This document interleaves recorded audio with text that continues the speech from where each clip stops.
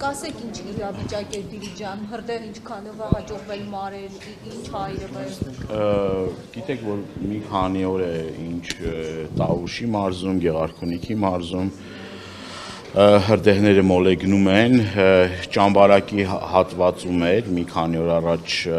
այդ կրակը, որը այդ տարածաշրջանի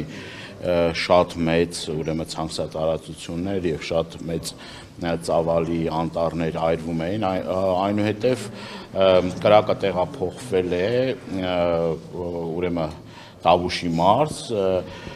Դիլիջան ազգային պարկի տարածքում 3 ինձ ահազանգեցին, որ 4-ը օջախ կա, դա Կազաչի հանդամաս կոչվող օջախն էր կրակի, մեկը Լեռնային Հայաստան, Գորնի Արմենիա, հանգստյան տան վերևի հատվածի մասն էր, երրորդը Վոլորանների մոտ կար, մեկ մեծ օջախ, որ գիշերը ես այնտեղ եմ եղել, ամբողջ գիշեր այնտեղ եմ եղել, եւ չորրորդը Սիմինովկա գյուղի հարակից հատվածում էր, որ սպառնում էր հասնել գյուղ։ Ես ուզում եմ նշել նաև, որ ամբողջ գիշեր աշխատանքներ են կատարվել եւ ի պատիվ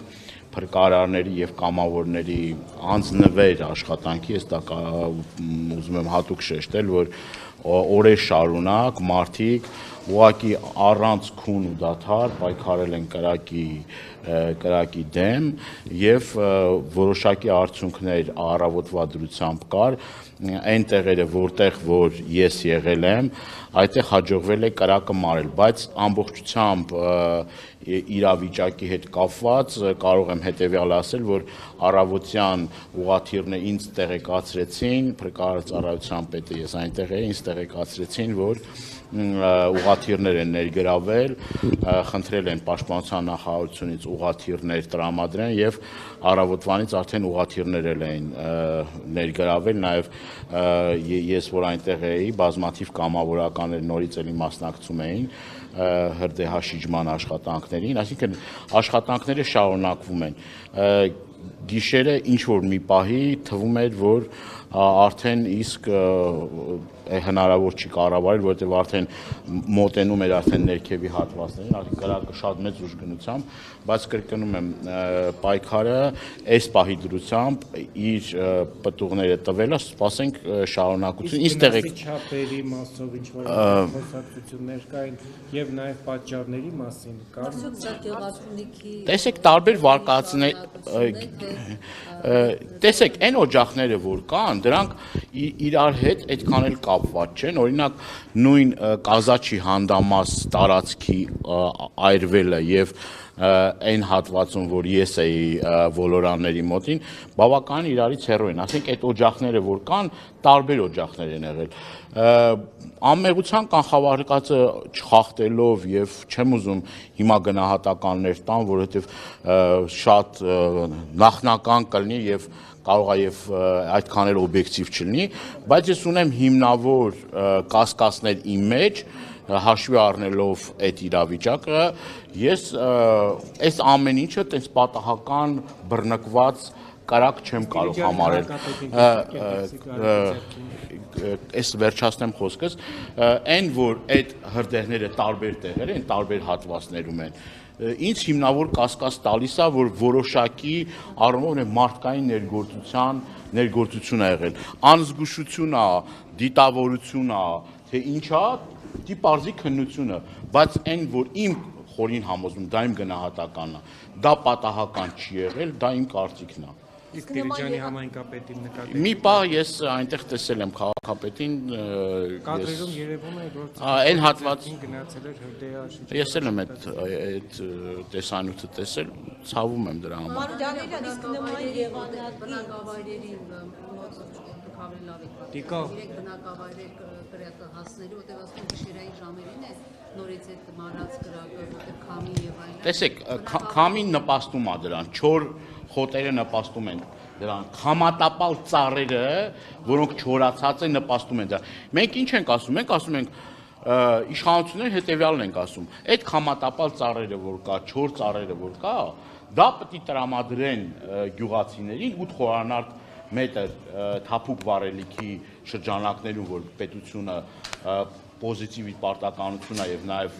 ամրագրված այդ պարտականությունների մեջ որ պետք է այդ փայտը տրամադրի։ Հիմա այդ 4 փայտը եւ նաեւ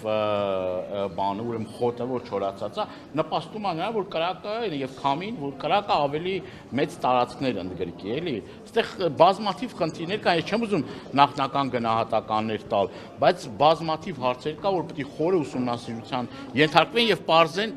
եւ ինչ Ես դրա մասին եւ երեկ եւ գիշերը դրա մասին ասել եմ, ես նաեւ ուրախությամբ ուզում եմ նշել, որ նաեւ իմ Facebook-յան գրառումից հետո շատ մարդիկ ինձ զանգահարել են, որոշ մարդիկ իրենք էլ են մասնակցել հրդեհաշիջման աշխատանքին, այսինքն կամավորական խմբերն էլ են շատ լուրջ կերպով նաեւ մասնակցում հրդեհաշիջման աշխատանքներին եւ եթե օրինակ այս ամեն ինչին ականջալուր լինեին եւ ավելի շուտ լսեին մեզ, օրինակ այդ ուղղաթիռները շատ ավելի նախնական փուլում կներգրավենք։ Մենք ինչ ենք ասում ենք ուղղաթիռը ներգրավեք, ասում են դե դրա ժամանակը չի։ Ասում ենք մարդուժ ավելի շատ տրամադրեք այդ աշխատանքներին եւ փրկարարծառայության աշխատակիցներից եւ կամավորականներից, այսինքն այս էլ հերթական բանն է, էլի ես չեմ հասկանում, էլի, եթե ընդդիմությունը բան է ասում։ Այսինքն կարելի է չէ՞ ամեն ինչը մի քիչ լուրջ ընդունել եւ ավելի շատ միջոցներ ներգրավել, այս մասշտաբները այս ծավալի չեն լինի։ Այսինքն ավելի տարածվելու վտանգ կա, պարոն Դանելյան։ Դե այնտեղ ենք եղել էլի, հա հանգցրել ենք, ասեմ հանգցրել եմ ես, եթե դա ինչ որ մեկին սիրտը հովացնելու է, ինչ կարեցել եմ ես գիշերը արել եմ։ Տարածվելու Ինչ վտանգ ասեմ։ կա, թե Ես հրշեջ չեմ, բայց օգնել եմ այդ մարդկանց, ինչով կարեցել, ինչ ասել են արեք արել ենք եւ նաեւ առաջարկել ենք, նաեւ դրանից առաջել ենք առաջարկել գիշերներ եմ առաջարկել իմ օգնությունը, ինչ անեմ ես չգիտեմ։ Եթե բան կա պակաս ավել պակաս համար կներեք, ինչ ասեմ։ վտանգ կա, որ կտարածվի, թե հիմնական օջախները այս պահին մարված են։ Տեսեք, անգամ այն տեղերը որ կրակը մարվում է, մեր թնդմերտ այդ մարած կրակը նորից էլի բռնկվում է։ Տեղեր կա որ բանը չոր հատվածները շատ են, քամին է նպաստում, այլ նպաստող հանգամանքներ լանում։ Տեսեք, օրինակ տարածք կա որտեղ որ յոլկաները հայերեն կներեք եղևնիները շատ են եւ այդ եղևնիներն էլ շուտ կպչելու եւ կրակը տարածվելու համար հատկություն ունեն, էլի։ Հիմա ես նման ուրեմն իրավիճակներ էլ գիտեմ որ առաջանում է, հիմա ասել որ այս պահի դրությամբ ես հետեւյալ գնահատական ունեմ իմ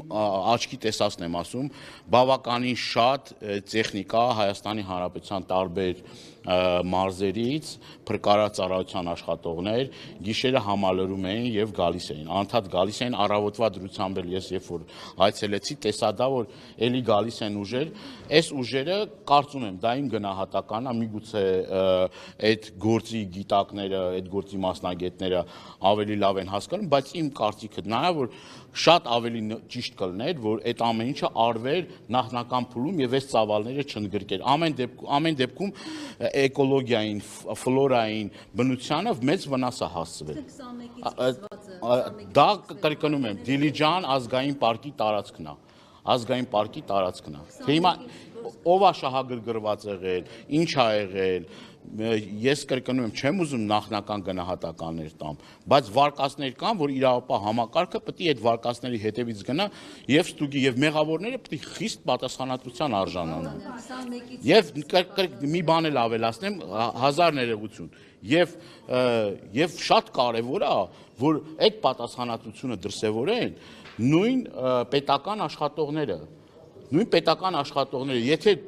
նորից հարց տվեցին, եթե գնում ենք եւ ինչ որ հրդեհաշիջման աշխատանքներին կամ մասնակցում ենք կամ դիտորդի կարգավիճակով ենք լինում, պետք է նաեւ այդ կարգ ու կանոնը բոլորը հետևեն։ Ամեն մեկի անզգույշ քայլից կարա պատճառ դառնա նոր հրդեհների։ Հասկանում եք, կաղա մեկը անզգույշ, չգիտեմ, իր ծխախոտը գցի այդ 4 տարածության վրա եւ մի հատ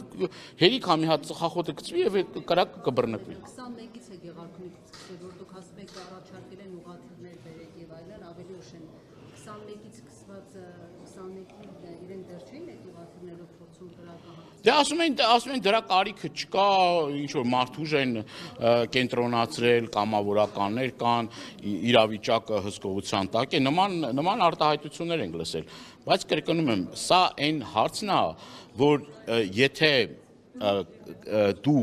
եւ սկսած կանխարգելիչ աշխատանքներից, առաջի աշխատանքը դա պետք է կանխարգելիչ աշխատանքը Եթե այդ աշխատանքները չես անում, վաղը միսօր դրա համար շատ թանկ գին ես վճարում, որը որ վճարեցինք մենք եւ թող փառք տանք Աստծո, որ այս ամեն ինչը շուտ ավարտվի, բայց կրկնում եմ, այս պահի դրությամբ էլ վնաս է հասցվել էկո համակարգին։ 2017 թվականին բռնկված էր ինչի՞ն այդ ժամանակ եթե Խոսրովի այո Ես չգիտեմ, ինձ համար կապ չունի իշխանությունները ովքեր են, ինձ համար կարևոր է, որ բոլոր են պատասխանատուն, եթե 17 թվականին պատասխանատու մարմիններ են եղել, որոնք որ պիտի պատասխանատվություն կրեին այդ աշխատանքի համար, պիտի այդ պատասխանատվությունը կրեին, դա ինչ կապ ունի 17 թվին ա եղել, 19 թվին, թե 21 թվականին, թե 23 թվականին։ Ասածս հետևյալն է, որ շատ կարևոր է, իրազեկման աշխատանքները շատ կարևոր է։ Բոլոր ժամանակներում, բոլոր իշխանությունների օրոք իրազեկման աշխատանքը կարևոր է։ Պատժելու գործիքակազմը կարևոր է, որ մարդիկ պատժվեն բնության նկատմամբ նման վերաբերմունք դրսևորելու։ Եվ բոլոր ժամանակներում կարևոր է։ Այդ անպատասխանատվությունը կներեք մեր հասարակության մի շերտի մոտ կա եւ այդ անպատասխանատվության արդյունքում էլ է նման բարդ եւ շատ ժամանակ անդառնալի հետևանքներ լինում։ Ինձ համար հեչ կարևոր չի իշխանությունները ով են։ Եթե կա կոնկրետ դեպք գրանցված, ուրեմն մենք պետք է դրանից հետևություններ անենք։ Եթե 17 թվականից հետո հետևություն անենք, միգուցե նաև այս չլներ։ Եթե հետևություն անենք 21 ամսի 21-ի դրությամբ աղետից, չէ լինի ամսի 24-ը կամ չէ լինի ամսի 25-ը։ Ես չեմ ուզում մեղավորներ կարգեմ, ես ընդամենը մեզ, ձեզ, բոլորիս, նաև իմ պարտականությունն է դա, նաև իմ մեղքի բաժինը ես ունեմ, որ ավելի լավ չեմ աշխատել միգուցե ազգային ժողովում հրավիրված լսումների թեմայով խոսեցիք բոլոր ժամանակների մասին, բան դա Ես լա չեմ խոսացել։ քիչ առաջ ձեր Հա, թեմատիկայի ազգային ժողովի։ Ինձ թաց լուսումների մասին։ Լավ, ասեք կներեք, ասեք։ Խնդրում եմ բան Դանիելյան, կարող եք թվել Հայաստանի մասնավորապես նախկին իշխանությունների օրոք եղած քաղաքացիների անունները։ Գիտեք, ես միշտ իմ ելույթների ժամանակ ասել եմ, որ անկախության տարիներից ի վեր այն ձևակերպումը, որ կա քաղաք բանտարկյալ ձևակերպումը, որ կա, իհարկե այդ ձևակերպմանը բնորոշ քաղաքական առումով բանտարկյալներ եղել են եւ դա ես երբեք չեմ էլ հերքել, դա իմ գնահատականն է եւ այս առումով գիտեք ինչ կա, ես անգամ քեզ քաղբանտարկյալներ, որ հիմա 60-ից ավել քաղբանտարկյալներ կան, մեկին նշելը, մեկին չնշելը, ես չեմ կարծում, որ դա ճիշտ եւ նպատակահարմար է, եւ մենք ինձ թվում է մենք պետք է ամեն ինչից հետեւություններ անենք։ Ցանկացած իշխանություն վաղը միսօր դառնալու է անդիմություն, եւ ցանկացած անդիմություն վաղը միսօր դառնալու է իշխանություն։ Ցանկացած իշխանություն, որ մտածի ինքը վաղը միսօր դառնալու է անդիմություն եւ ինքը իր իշխանության ժամանակ գործի օրենքի շրջանակներում եւ նման խնդիրների առջև չբախվեն մեր այն հայրենակիցները, որոնք որ քաղաքական օպոնենտներ են, մենք կունենանք ավելի լավ հասարակություն։ Ոչ մեկ, կրկնում եմ, բոլոր ժամանակներում իր խոսքի, իր քաղաքական հայացքների համար Հայաստանի Հանրապետությունում չպետք է բանտարկվի։ Ես մի օրինակ էլ բերեմ ձեզ, որ հասկանաք, որ իմ գնահատականներն ու իմ մոտեցումները օբյեկտիվ են եւ այս առումով ես ուզում եմ ձեզ տեղեկացնել։ Ես գրեթե ամեն շաբաթ այցելում եմ քրեակատարողական հիմնարկներ։ Այցելում եմ քրեակատարողական հիմնարկներ եւ հանդիպում եմ այնպիսի մարդկանց, որոնք ժամանակին ամենակոշտ քննադատն են եղել եւ այդ մարդկանց միգուցե հայացքներն ու իրենց արած արարքները ես չեմ կիսում, բայց համենայն դեպս այդ մարդկանց նկատմամբ պիտի ունենանք ապրումակցում, իրենց իրավունքները եթե խախտվում են ու խախտվում են իրենց իրավունքները, այդ մարդկանց իրավունքները պիտի պաշտպանվեն։ Ես 3 առաջի օրը այցելել եմ Սասնա ծռեր խմբավորման ուրեմն անդամներից մեկին իր խնդիրներով ինձնից ավելի շատ միգուցե երևի քաղաքական դաշտում զբաղվող շատ քիչ մարդիկ կան, նույնը մնացածի հետ կապված, ես կարծում եմ, որ այդ մարդկանց իրավունքները պիտի պատշաճ քննության ենթարկվեն, այդ մարդիկ պիտի բացառապես պատասխանատվություն կրեն իրենց արածների համար եւ ոչ թե իրենց քաղաքական հայացքների համար, բոլոր քաղբանտարկյալները հենց ես դրա համար, բոլոր են մարդիկ, որոնց որ ընտրովի մոտեցումա ցույց տվել իշխանությունը, բոլոր ժամանակների, ես ավելի քան պարզ եմ ասում, դրանից ավելի պարզ հնարավոր չի ասել։ Այդ մարդիկ պետքա օր առաջ հայտնվեն ազատության մեջ եւ չպատժվեն նրա համար, որ իրենք ունեն այս կամ այն քաղաքական հայացքները։ Հենց հիմա Հայաստանի Հանրապետության բանտերում սրբազան եպիսկոպոսներ են, սրբազան հայրեր են, արքեպիսկոպոսներ են, որոնք որ մեր ձեր բոլորի ամոթն ու խարանն է, որ այդ մարդիկ գտնվում են քրեակատարողական հիմնարկներում։ Հայրաքելական Սուրբ եկեղեցու սրբազանը իր խոսքի համար հիմա ԱԱԾ մեկուսարանում է։ Մյուս սրբազանի ձայնագրությունները, ամբողջ գործը մոնտաժված է, կեղծված է, դրա ապացույցները կան, սրբազանին մեղսագրվում են արարքներ, որը այդ մարդը չի կատարել, այդ մոնտաժված ձայնագրությունները, որ կա ներգործություն ա եղել դրա վրա, բառեր են ավելացվել, որոշակի այո վստահ պնդում եմ, կոնտեքստից բառեր են հանվել, եւ դրա համար մենք ուղիղ հարց ենք ուղղել քննչական կոմիտեի ղեկավարին եւ հիմա էլ մենք կանչել ենք գլխավոր դատախազին, որպեսզի գա լսումների եւ բոլոր մեր այն փաստարկները, որ կար, այդ փաստարկները լսեր եւ եթե ուներ իր կարծիքը, եթե ուներ այլ կարծիք եւ համաձայն չէր դրա հետ, սա ամենալավ հարթակն էր, որ իրավապահ համակարգը գար, մասնակցել եւ բոլոր այդ հարցերի պատասխանները տար, բայց կներեք մինչև հիմա կրկնում եմ, այդ մարդիկ ապօրինաբար գտնվում են անազատության մեջ, գտնվում են ծայրահեղ ծանր առողջական վիճակում, ես չունեմ այդ թույլատվությունը իրենցից ասելու թե ինչ առողջական լրջագույն խնդիրներ ունեն, պատվով են տանում այդ ամեն ինչը, բայց դա չի նշանակում, որ այդ մարդիկ պետք է ընկնեն Արմեն Գրիգորյանի օրը։ Պարոն Դանիելյան, դուք համառանատան եկեք, հարցը չէ։ Դուք 4 հատ հարց տվեցիք։ 4 հարց տվեք։ Քանի հատ հարց տվեցիք։ Ես վերջացնեմ, խոստանում եմ ձեզ հարց տամ։ Ես խոստանում եմ հարցը վերջացնելուց հետո ձեզ պատասխանիր չկա։ Հրավիրել եք միջազգային կազմակերպությունների, նաև դեսպանատների ներկայացուցիչների եւ այստեղ հիմա ներկա է միայն ԱՄՆ դեսպանատան ներկայացուցիչ Լիլիթ Օհանյանը, քաղաքական ինչ-որ հարցերի պատասխանատու։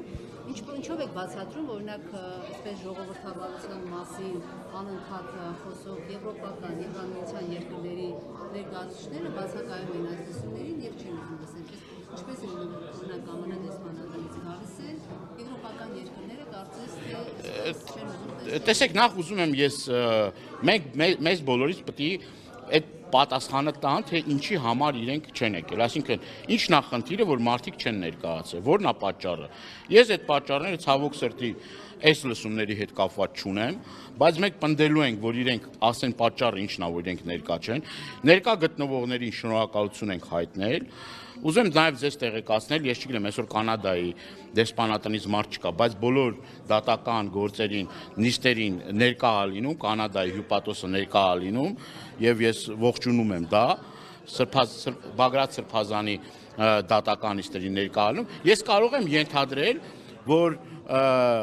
հաշվի են առնում այն հանգամանքը, որ աչք փակեն իշխանությունների կողմից այս ապօրինություններին, հայտնի են կարխախոսով, դե ապօրինություն ա գործում, ես մեղմ եմ ասում, բայց դրա ավելի կոպիտ ձևակերպում կա, բայց այդ մեր գործողը մեր մեղ գործողն է, այսինքն այդ ապօրինություններ անողը մեր ապօրինություններ անողն է, հասկանում եք։ հայտնի խոսքար չէ, ես մի քիչ ավելի կոպիտ ձևակերպումը կա, բայց չեմ ուզում տամ, սրիկա, բայց մեր սրիկան է։ Հիմի այս կոնտեքստում մենք գործ ունենք ընտրովի արդարադատության հետ, մենք գործ ունենք մի իրավիճակի հետ, երբ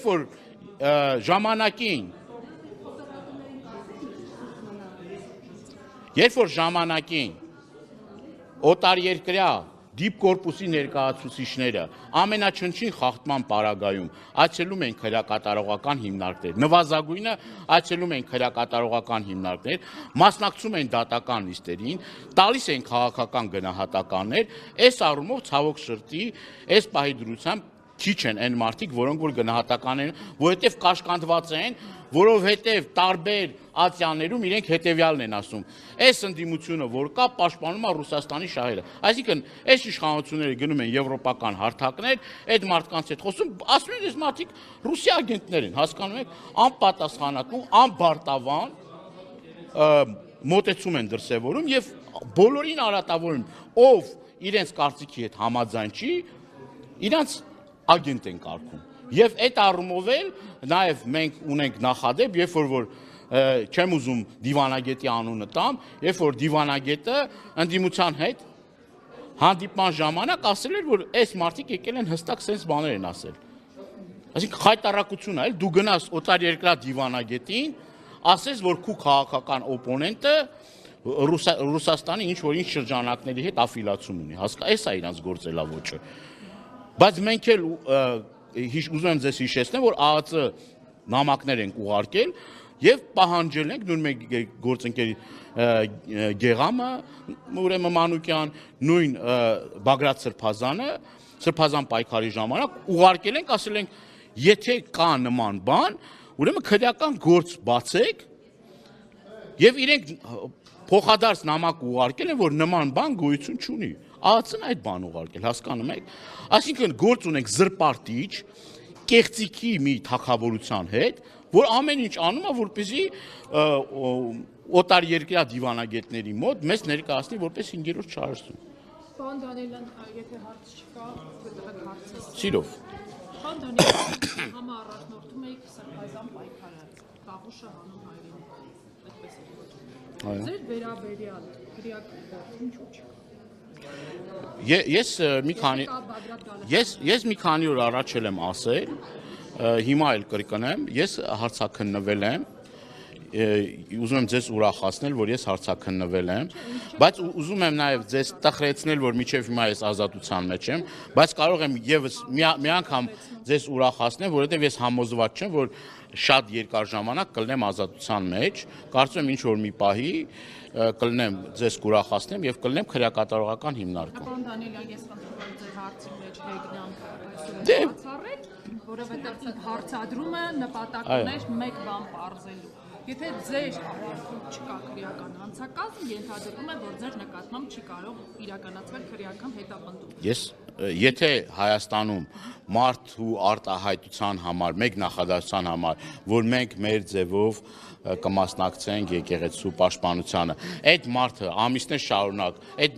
մարդն էլ ազգային բարերար է, գտնվում է ԱԱԾ մեկուսարանում։ Ես ինչքանով եմ ապահովագրված, որ ես չեմ լինի հաջորդը, կամ նույնը Միքայել Սրբազանի, ինչ որ մի բառ կարան գտնեն, ասում է, եթե մարդը կա, հարգելիս, գործն էլ կգտնվի։ Այն հայտնի են խոսքով, որ քրեական օրենսգիրքը գցում ես գետին, որի վրա կանգնես, դրա վրա կարան քրեական Դանիելյան, թույլ տվեք հարցներ եք։ Էական չի, չէ, վերջերս։ Պարոն Դանիելյան, Ռոբերտ Քոչարյանի եւ Սերժ Սարգսյանի պաշտոնավարման շրջանում քաղբանտարկյալներ եղել են թե ոչ։ Եվ խնդրում եմ նշեք, եւ Ռոբերտ Քոչարյանի եւ Սերժ Սարգսյանի ես նշել եմ, ասել եմ, որ նորանկախ մեր հանրապետության կյանքում եղել են քաղբանտարկյալներ, ես չեմ ուզում որևէ մեկին